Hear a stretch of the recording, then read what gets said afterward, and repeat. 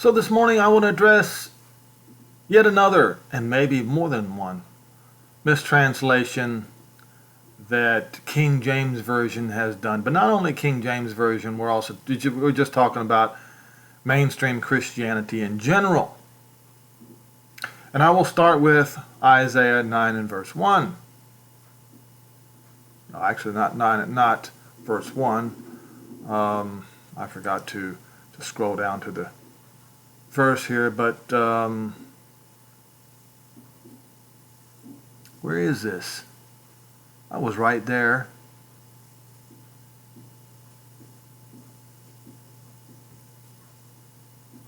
Oh, okay. It's all right.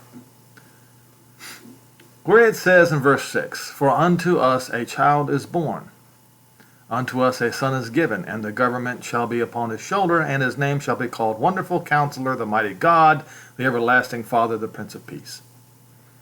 So, I'm going to show you how all Christianity interprets this, and they interpret it wrong. And when I say all Christianity, I mean also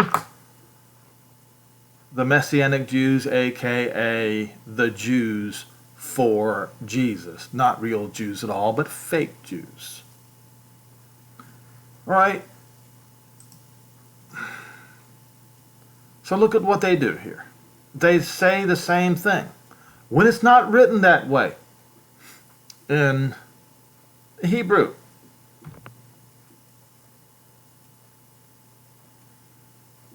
They read this exactly word for word as it is in King James. And they want to say that it's also written in Hebrews verses 5 through 6. This I've got to see.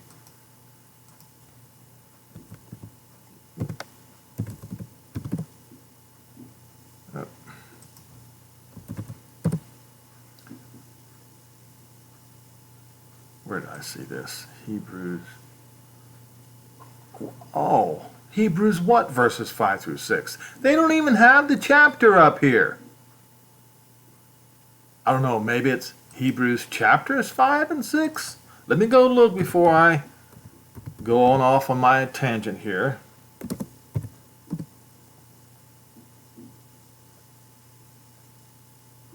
Oh, this is great. All right. Now watch this. Now this is in Berean Study of Bible version. And you can see right here, "You are my son. Today I have become your father." Well, how can you mess this up right here? So it's the Father speaking to the Son, all right? But then all Christianity, including the Messianic Jews, the Jews for Jesus, etc., they misinterpret this as if somehow the Son becomes the Father.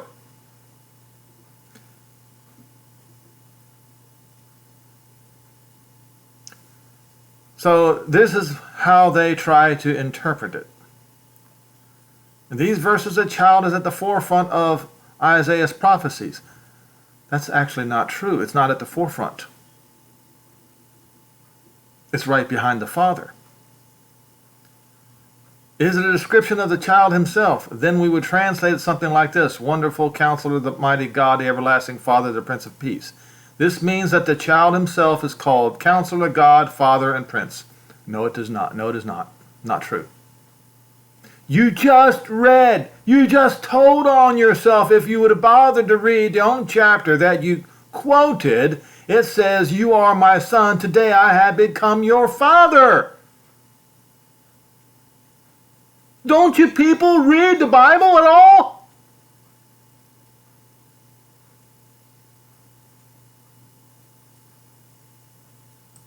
Now we're going to look at it again in context. We just read in Hebrews 5 where he says, and he said it in Isaiah, where he is the Father and the Son is the Son. And it will always remain that way. Okay, it doesn't say for unto us, does it? No, not in the original text. No, it doesn't say that. Show me in the original text, Hebrew text, where it says unto us. It doesn't say that. It just says yeled, child. And that word is a generic Hebrew word for child. It does not say unto and us. It says child. Beget, yalad. To bring forth, to beget, to bear. That is to beget and to bear. That is begettal and birth. All right, we got that.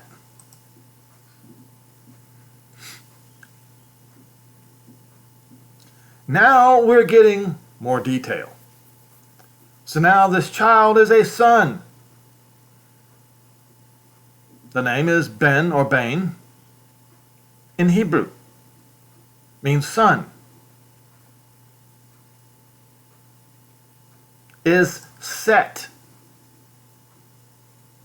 Is placed. Is set. Is given. Is placed. Is set. All right? That is the proper usage.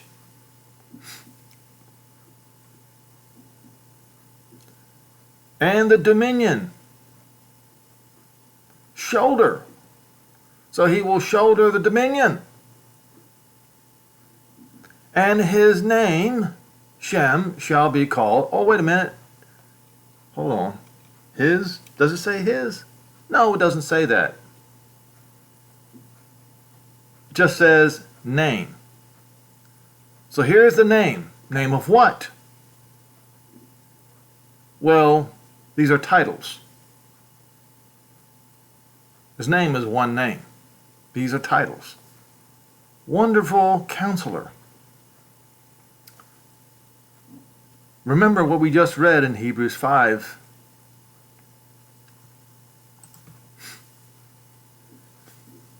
You are my son. Today I have become your father.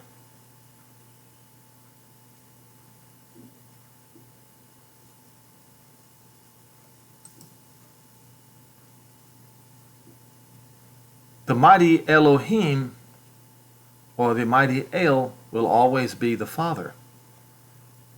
The mighty El is the everlasting Father.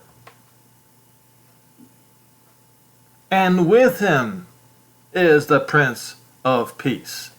So, you see what you Christians have done? You don't see it, do you? You don't see it. I just illustrated it to you. You added words that was not necessary to add, and you did not explain that the everlasting Father and the Prince of Peace are going to be together. You didn't explain that, but no, you had to add words where it wasn't necessary, and where it might have been necessary, you didn't.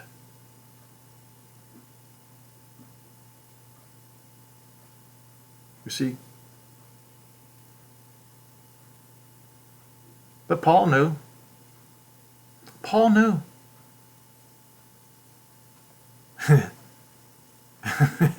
Paul knew.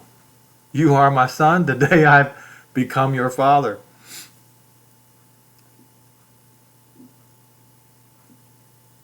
Now, a little bit more context, shall we? Let's go to the sixth seal. Where is that? It's in Revelation 6, I do believe. Or is it?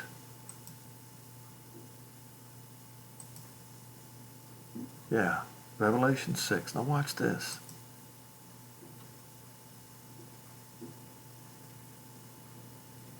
What happened? Oh, I forgot to. Check this out.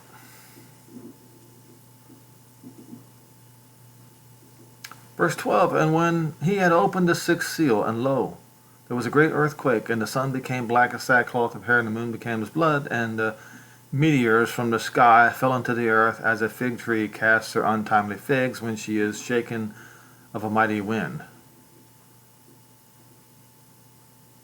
Even King James added when she is shaken, or when she is, when it just says shaken by a mighty wind. But you weren't willing to provide context in that verse in Isaiah 9. Why is that? Watch this. And the heaven departed as a scroll when it is rolled together, and the mountain and coastlands are moved out of their places, and the kings of the earth and the rich men and the chief captains and the mighty men and every bondman and every freeman hid themselves in the dens and in the rocks. And they said unto the rocks, fall upon us and hide us from the face of him that sits on the throne.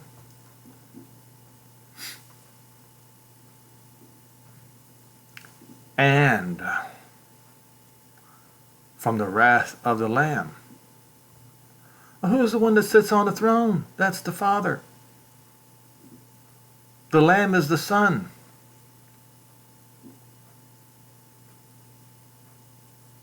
Even that is very easily distinguished here. And you trip over Isaiah 9. And you do not understand what this means. This is laziness. This is concerning the truth. This is just ultimate laziness. And it is also a byproduct of your study methodology called replacement theology.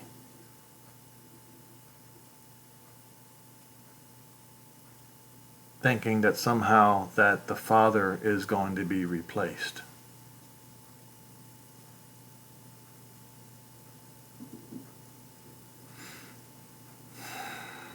Shame on you, Christians. And yes, you Messianic Jews and you Jews for Jesus, you're also Christians. You're not Jews at all. It's a shame.